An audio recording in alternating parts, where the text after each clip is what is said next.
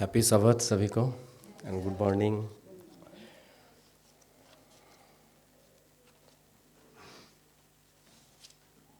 आज का mission report Gita की थी, लेकिन उसका तबीयत ख़राब है, आ नहीं पाई।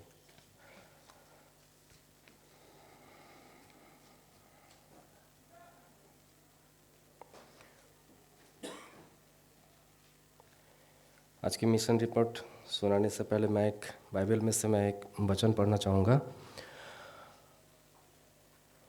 प्रेरितों के काम 20:35। मैंने तुम्हें सब कुछ करके दिखाया कि इस रीति से परिश्रम करते हुए निर्बलों को संभालना और प्रभु यीशु की बातें शरण रखना अवश्य है कि उसने आप ही कहा है कि लेने से देना धन्य है। आमीन। आज का मिशन रिपोर्ट जो है वो एक एबिगेल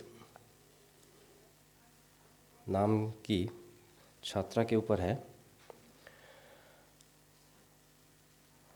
एबिगेल को नहीं पता था कि क्या करना है।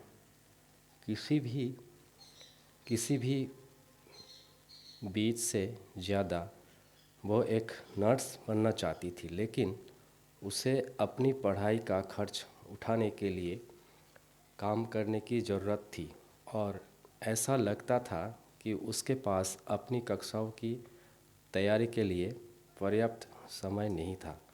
उसने पश्चिम अफ्रीकी देश घना में seventh day advantage nursing and midwifery training college में अपना पहला वर्ष शुरू ही किया था। शरीर रचना विज्ञान और शारीर क्रिया विज्ञान की कक्षा विशेष रूप से कठिन थी।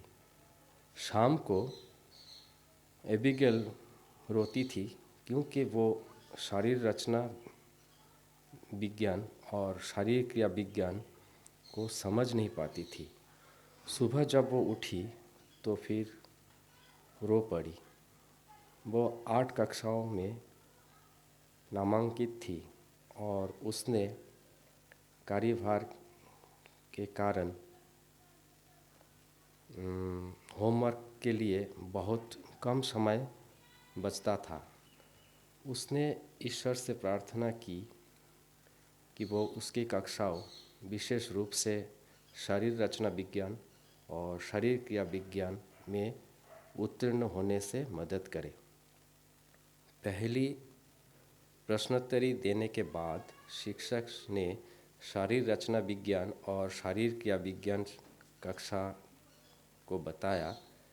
उच्चतम अंक 75% था। एबिगेल ने आह भरी और सोचा, फिर मुझे 35% अंक मिले। शिक्षक ने ये नहीं बताया कि सर्वोच्च ग्रेड किसे प्राप्त हुआ है। अगले दिन जब ग्रेडेड किब्स छात्रों की लौटाए गए तो एबिगेल ने देखा कि उसे 75% अंक प्राप्त हुए थे। उसे अपनी आँखों पर विश्वास नहीं हो रहा था। पास बैठा एक सहपाठी फुसफुसाया, तुम्हें क्या मिला? एबिगेल ने उसे कागज़ दिखाया। तो आप ही वो व्यक्ति हैं जिसने सबसे अधिक अंक प्राप्त किए हैं, सहपाठी ने चिल्लाकर कहा। एबिगेल शर्मिंदा थी। किसी को मत बताना, उसने कहा। ठीक है, मैं नहीं बताऊंगी, उसने कहा। एबिगेल का रहस्य कक्षा में तब खुला जब उसने मध्यावधि परीक्षा में 100% अंक प्राप्त किए। शिक्षक ने कक्षा के सामने उसे संबोधित किया। उन्होंने कहा, अपनी पहली प्रश्नोत्तरी में सर्वोच्च अंक प्राप्त किया। आपने दूसरे प्रश्नोत्तरी में सर्वोच्च अंक प्राप्त किया। अब आपके पास मध्यावधि में 100% है। कक्षा में अब और मत छिपो। जब मैं प्रश्न छुपती हूँ तो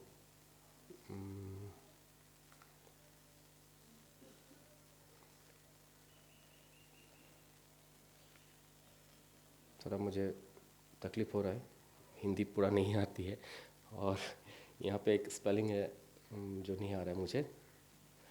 एबिगेल ने कक्षा में बोलना शुरू किया।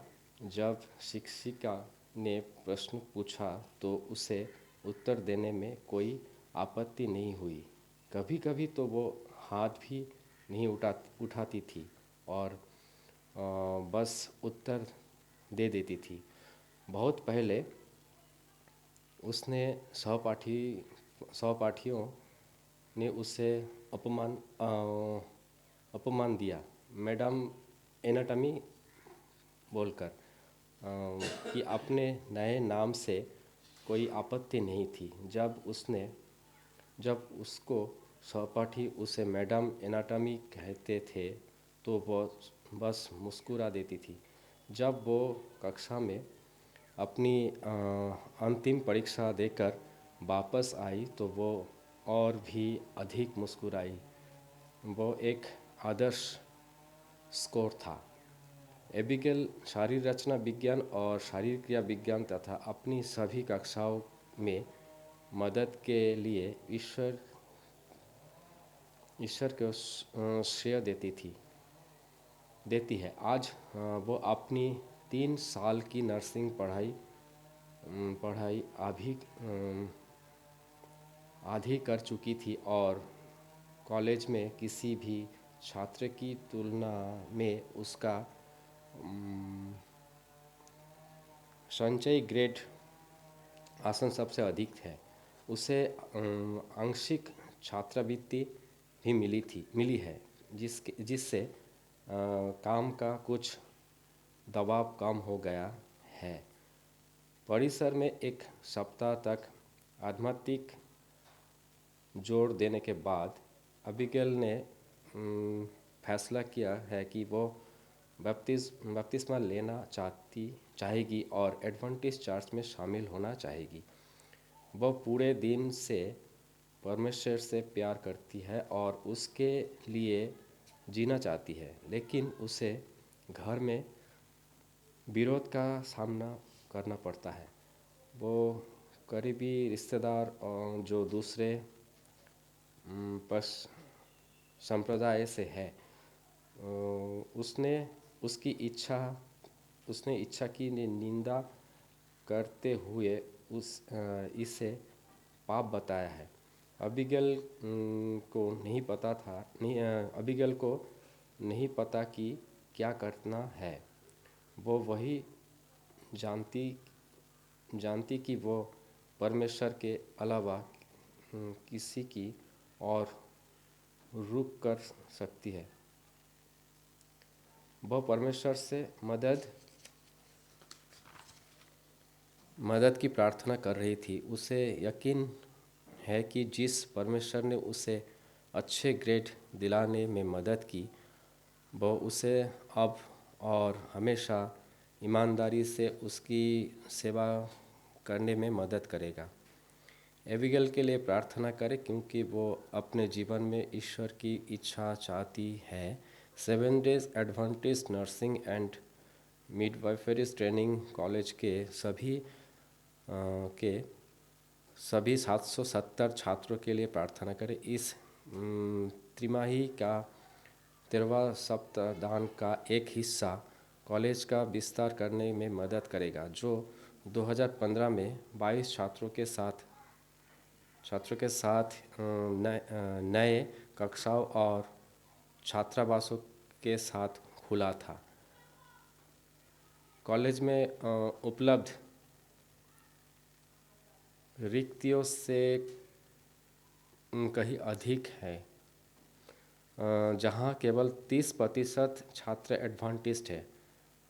30 दिसंबर को अपने उदार 13वां शपथ दान देने की योजना बनाने के लिए धन्यवाद।